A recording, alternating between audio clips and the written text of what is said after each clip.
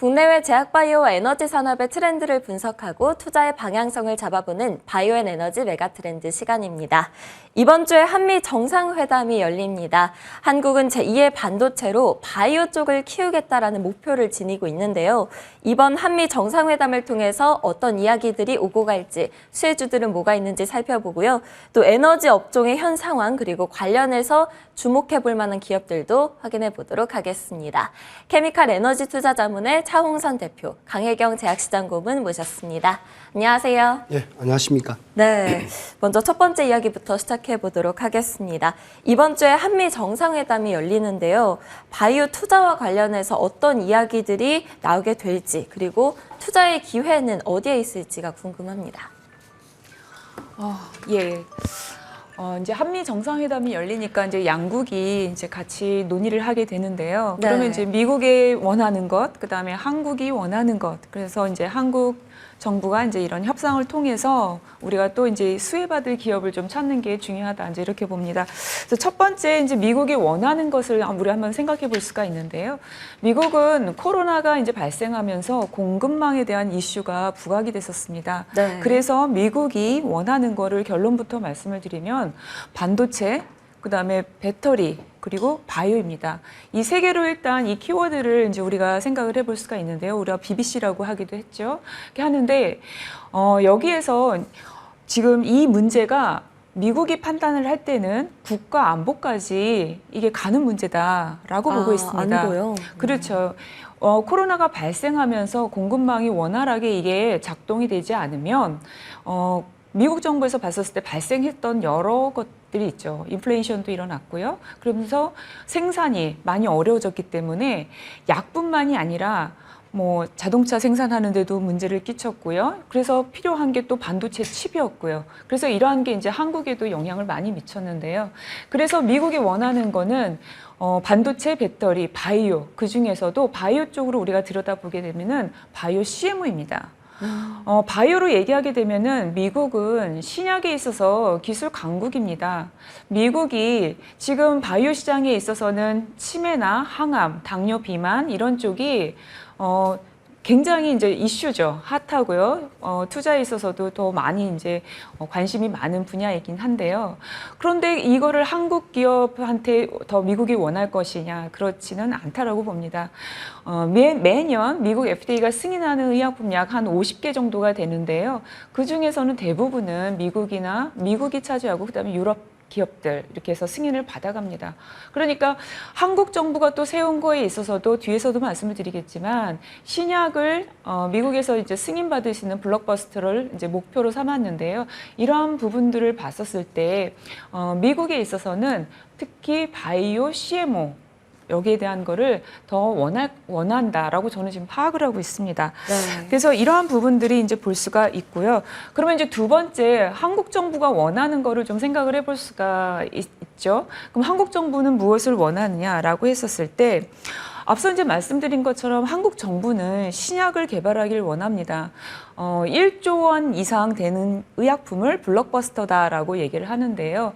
한국 정부는 이 블록버스터를 신약을 2개 이상 만들고 싶어 하는 이 목표를 하나를 세웠습니다. 그렇기 때문에 신약을 개발하기를 원하는데요. 우리가 신약 개발하면 이제 최근에 파이자나 모더나 같은 기업을 우리가 좀 생각해 볼 수가 있습니다. 이 파이자나 모더나가 코로나를 경험하면서 백신을 개발을 했죠. 그래서 매출액이 급격하게 증가를 했었는데요. 한국은 이제 이 1조 원 매출액이 넘는 이런 신약을 개발을 하고 싶어 합니다. 그런데 또 우리가 강점으로 가지고 있는 부분이 있죠. 앵커님, 우리가 강점으로 가지고 있는 게 의료기기죠. 네. 그래서 코로나 상황에서 돈을 벌었던 기업은 진단이었습니다. 그러니까 코로나 진단으로 돈을 벌었는데요.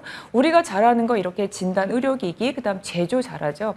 그래서 이 진단에 있어서도 이 의료기기 쪽도 감염병뿐만이 아니라 이런 치매, 암, 그리고 당뇨, 비만 이런 데로 확장돼서 이러한 거를 미국에 수출할 수 있는 길을 마련하고자 할 것이다라고 저는 판단을 하고 있습니다. 그다음에 이제 세 번째가 앞서 그 파이저나 모더나의 사례도 봤지만 감염병은 다시 올 겁니다. 이거는 이제 이 바이오 쪽에서는 미리 예측으로 지금 알려져 있고요. 그래서 또 이 사회가 이제 우리가 교류가 더 많아짐에 따라서 이 코로나 상황은 또다시 맞이할 수 있는데요. 그래서 한국 정부는 이런 백신에 대한 투자를 이어가려고 하고요. 그다음에 감염병에 대한 치료제를 개발하려고 합니다. 그러다 보니까 이 백신과 치료제에 대한 미국과의 어떤 협력 관계 이런 거를 원할 수 있다. 이렇게 봅니다. 앞서 미국이 원하는 거를 얘기를 했지만 미국은 바이오 CMO를 원한다라고 말씀드렸죠. 바이오 행정명령에서 원료의약품, 그 합성의약품 같은 경우는 5년 내에 25%까지 미국에서 생산하겠다라는 이 목표를 발표를 했습니다. 그런데 이 저분자 의약품뿐만이 아니라 바이오의약품에 대한 규제도 나올 수 있고요. 실제로 의약품 공급망은 코로나 상황을 경험을 하면서 백신과 치료제 이 생산하는 데 있어서 영향을 미쳤습니다. 그래서 특히 미국은 이제 반도체, 배터리에서 이 바이오도 CMO, 약을 제조할 수 있는 시설을 미국 안으로 두고 싶어 합니다. 그래서 이러한 부분들이 또 협상 카드로 이용될 수 있고 이러한 부분들이 논의가 될 것이다. 이렇게 봅니다. 그러려다 보면 한국은 신약 개발, 1조 원 이상 되는 신약을 개발을 원하기 때문에 미국 FDA 같이 이런 허가 관련된 기관과 교류가 필요하고요. 여기에 학습할 필요가 있습니다. 그래서 이러한 부분에 대한 협업에 대한 과정들, 그래서 그 논의를 할 것으로 저는 판단을 하고 있고요. 이러한 것들이 이제 가시적으로 보일 수도 있다. 저는 이렇게 봅니다. 근데 또 우리가 이제 최근에 셀트리온 사례를 봤지만 언론에서 지금은 뭐 결정된 건 아니지만 박스터 기업 그 미국의 CMO 그 관련된 부분에 대한 인수설이 있었고요. 그다음에 이슈로 보게 되면 국내 기업들 삼성 바이오로직스 아니면은 셀트리온이 바이오 그 시밀러를 미국에서 이제 시판을 앞두고 있습니다. 거기에는 이제 허가 사항과 그다음에 판매에 대한 거, 보험 등재 여러 가지 이슈들이 있는데요. 이러한 부분들을 좀 같이 협력 방안을 마련하지 않겠나라고 이제 저는 좀 판단을 하고 있습니다. 그다음에 이제 한국 청년들, 그다음에 벤처 기업들이 좀 좋은 소식일 수도 있는데요. 지금 한국 정부는 이번에 그 일정 중에 보스턴 방문 일정이 있습니다. 이 보스턴은 그 바이오 클러스터로 유명합니다. 이 클러스터라고 하는 거는 학계, 뭐 대학이나 아니면 벤처 아니면 기업들이 모여 있는 곳을 이제 클러스터라고 하는데요. 같이 모여 있다 보면 아무래도 시너지 효과가 높게 나타나겠죠. 그렇죠. 그래서 이 보스턴은 그러기로 유명한데요. 여기를 통해서 이제 협력 관계, 바이오 생태계를 만들어갈 것으로 보여집니다. 그러면은 미국은 보스턴, 뭐 샌프란시스코 있지만 이번 일정이 보스턴이니까 보스턴을 위주로 해서 이런 협력 관계가 만들어질 것으로 보는데요. 그럼 한국을 보게 되면 판교가 있죠. 판교가 그러면은 더 한 단계 업그레이드 될 수도 있겠다. 그 다음에 한국 청년, 그 다음에 벤처한테 많은 기회가 또 올 수도 있겠다. 지금 일단 이렇게 판단을 하고 있습니다. 그래서 수혜 기업으로 보게 되면은 이제 미국에 먼저 공장 인수해서 들어간 롯데바이오로직스가 있는데요. 이 롯데바이오로직스를 소유한 그 롯데 지주, 그 다음에 앞으로 이제 이 바이오 시밀러를 판매하고 더 이제 많은 다양한 그 파이프라인도 가지고 있는 셀트리온이 좀 수혜를 받을 수 있지 않을까 지금 이렇게 보고 있습니다. 네. 바이오 CMO 그리고 신약 개발 등 분야에 주목해 봐야 된다. 그리고 수혜 기업으로 롯데지주 셀트리온 꼽아주셨습니다. 그렇다면 조금 다른 주제로요. 지금 이머징 국가들의 경우에는 코로나19 상황에서 잘 회복을 하고 있을까요? 예, 짧게 이제 좀 말씀을 드리면요. 먼저 우리가 그 미국에서 그 사례로 이제 월가에서 지금 내다보는 백신과 치료제에 대한 예측을 좀 말씀을 드리면 경구용 치료제 같은 경우는 주요 이제 의약품에 있어서 작년에 33조 원이 이제 올해만 해도 12조 원으로 급감하고요, 매출액이. 그 다음에 백신 같은 경우도 약 57조 원에서 약 19조 원으로 매출이 급감을 합니다. 그러니까 이머징은 그 선진국들에 비해서 늦게 이제 오프닝을 했죠. 그래서 지금 마스크를 다 이제 벗었는데요. 그래서 소비를 시작을 했는데 여기 그 월가에서 이런 백신과 경구용 치료제에 대한 그 판매액을 예측을 한 것처럼 코로나 상황은 다 이렇게 지금 이머징까지 포함해서 전 세계가 이제 좀 그냥 일상생활로 그냥 다 돌아갔다. 좀 이렇게 좀 보시는 것이 합리적이다. 이렇게 저는 보고 있습니다. 네, 선진국들에 비해서는 회복 속도가 좀 더디기는 하지만 그래도 소비 활동이 늘어나고 있다라는 점 짚어주셨습니다.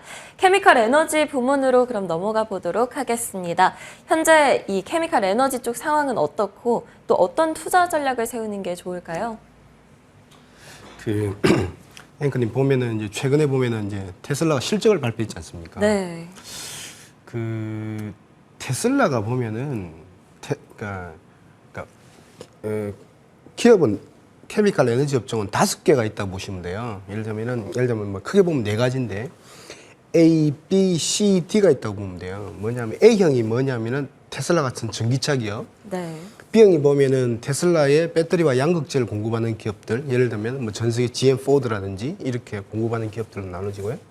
C형은 이제 화학 기업이면서 예를 들면 화학업종 제 입장에서 보면 화학업종 하면서 이제 전기차 소재를 들고 있는 기업들. D형 같은 경우는 이제 순수 화학 기업이다 이렇게 보시면 될 것 같은데 지금 시장의 핫 이슈는 테슬라예요. 그렇죠. 테슬라한테 뭐냐면은 테슬라가 2021년에 매출액이 62조를 합니다. 62조를 하고 작년에 매출액이 얼마냐면은 105조로 올라가요. 62에서 105로 올라가요. 그죠? 근데 62조 할 때 당기 순이익이 6조거든요. 6조에서 얼마로 올라가냐면 작년에 16조로 딱 올라가요. 6조에서 16조 많이 올라갔죠. 그죠? 많이 큰 폭으로 올라갔네요. 올라갔다고 한 말이에요. 네. 근데 중요한 게 지금 그 월가에 예를 들면 미국 현지에서 추정치가 중요해요. 예를 들면은 105조에서 16조를 했단 말입니다. 그러면 올해는 얼마 할 거 같냐 이렇게 하니까 매출액 같은 경우가 얼마 나오냐면은 네. 105에서 133으로 가요. 133. 133조로 간다고. 괜찮은 거예요. 근데 이제 당기순이익이 중요해요. 얼마나 추정하냐면은 16조에서 16조로 가버려. 크게 늘지는 그렇죠. 않았네요. 옆으로 네. 횡보를 해버리는 거예요. 이렇게. 그러니까 이제 뭐냐면 여러 가지 이제 경쟁을 말하기 시작했어요.